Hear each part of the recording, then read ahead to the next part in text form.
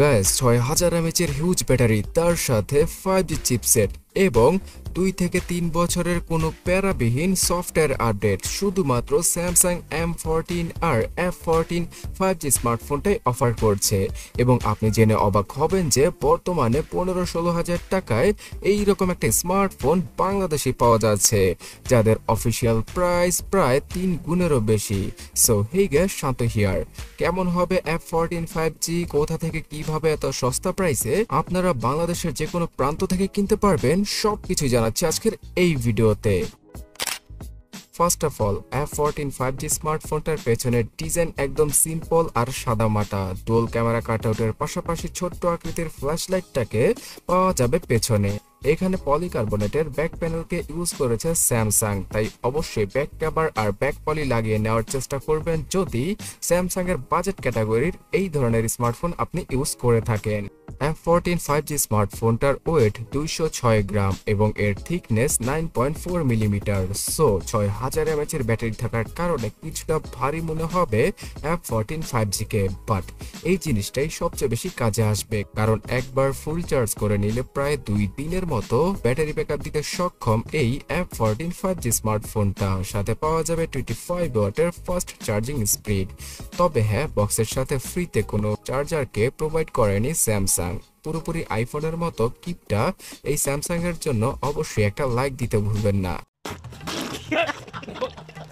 তাছাড়া গাইস, ব্যাটারির পাশাপাশি এখানে স্টোরেজ সেকশনে 4GB এবং 6GB র্যামের ভেরিয়েন্ট থাকছে, আর পাওয়া যাবে 128GBর ইন্টারনাল মেমোরি। 6GB র্যামের সাথে প্রায় আরো 6GB র্যামকে র্যাম প্লাস ফিচারের মাধ্যমে যুক্ত করে 12GB র্যামকে মনে মনে ইউজ করা পসিবল হবে।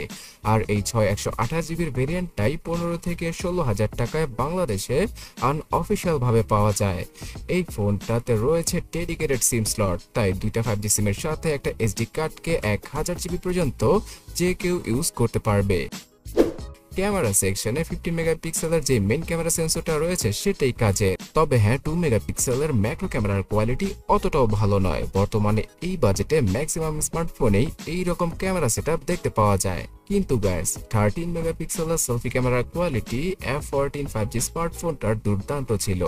বর্তমানে টেকনো আইটেলের যে 8 মেগাপিক্সেল অথবা 16 মেগাপিক্সেলের সেলফি ক্যামেরা দেওয়া হয়, সেই ক্যামেরার তুলনায় এই 13 মেগাপিক্সেলের সেলফিটা অনেক বেশি কাজে আসবে। বিশেষ করে লো লাইটেও আপনারা টুকটাক ফটোগ্রাফি করতে পারবেন। তবে দিনের বেলায় সবচেয়ে বেস্ট ছবিগুলো তুলতে পারা পসিবল হবে F14 5G থেকে। এক কথায় বলতে গেলে এভারেজ লেভেলের ক্যামেরা দিয়েছে স্যামসাং এবার তাদের এই বাজেট ক্যাটাগরির স্মার্টফোনটায়। এছাড়া গাইস, চিপসেট সেকশনে 5Gর জন্য এক্সিনোসের 1330 এই চিপটাকে ইউজ করেছে স্যামসাং, যার আন্তত বেঞ্চমার্কের স্কোর বর্তমান সময় অনুযায়ী 4 লক্ষের আশেপাশে। তবে হ্যাঁ, এটা মিডিয়াটেক G99 এর অনেকটা কাছাকাছি পারফরমেন্স দিতে পারবে। গেমিং এর জন্য এই ফোনটি নয়, তবে PUBG গেমটা 40 FPS এ ইজিলি প্লে করা পসিবল। আর লং টার্মে গেম খেললে কিছুটা হিটও হয় এই ডিভাইসটি। তাই যারা কিনা নর্মাল আর ক্যাজুয়াল ইউসেজের জন্য ফোনটি পারচেস করতে চাইছেন, তাদের জন্য পারফেক্ট F14 5G। তাছাড়া রেগুলার কাজগুলো করার ক্ষেত্রে এখানে তেমন কোনো প্যারা খেতে হবে না, কিন্তু ভিডিও এডিটিং এর ক্ষেত্রে ফুল HD রেজলিউশনের ভিডিওগুলো এডিট করার জন্য কিছুটা প্যারা বোধ করতে হবে যে কাউকে। অ্যান্ড্রয়েড 13 আর One UI 5 এর সাথে আসা এই ফোনটা অ্যান্ড্রয়েড 15 অথবা 16 পর্যন্ত আপডেট পেতে পারে। আর One UI সম্পর্কে নতুন করে কিছু বলবো না।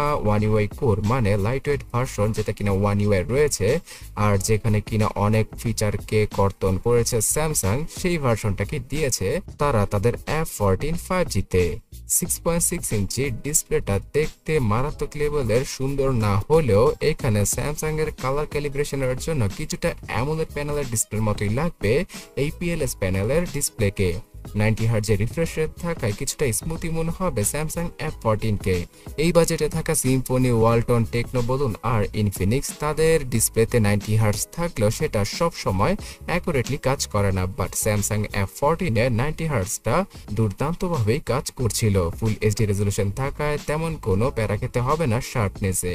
আবার নাকি কর্নিং গরিলা গ্লাস 5 এর প্রোটেকশনও দিয়ে দিয়েছে স্যামসাং ফোনটার ডিসপ্লের উপরে, কিন্তু যদি পাঁচল কাটআউটকে ইউজ করতো তাহলে আর কথাই ছিল না। বাজেটের মধ্যে সবাইকে মানে সব ফোনের ব্র্যান্ডকে কিল করে দিতে পারতো স্যামসাং।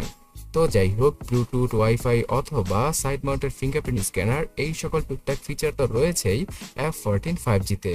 আর এই ফোনটা বর্তমানে যমুনা, বসুন্ধরা সহ মিরপুর এবং বাংলাদেশের বেশ কিছু লোকাল মার্কেটে আনঅফিসিয়াল ভাবে 15 থেকে 16,000 টাকায় ইজিলি পাওয়া যাচ্ছে। অফিসিয়াল ভাবে আসলে ভ্যাট ট্যাক্স মিলিয়ে 30,000 টাকার উপরেই চলে যায় এইরকম একটা স্মার্টফোনের প্রাইস। বাট আনঅফিসিয়াল ভাবে আপনারা অর্ধেক প্রাইসে কিনে ফেলতে পারেন F14 কে। যারা কিনা টুকটাক ইউজ করবেন এবং সব সময় ব্যাটারি ব্যাকআপ চান, তাদের জন্যই F14 5G টা। তাছাড়া এর ক্যামেরা সেটআপও ভালো, আর স্যামসাং এর ব্র্যান্ড ভ্যালুর পাশাপাশি সফটওয়্যার অপটিমাইজেশনটাও দুর্দান্ত। কিন্তু হার্ডকোর লেভেলের ইউজাররা এই ডিভাইসটা থেকে দূরে থাকুন।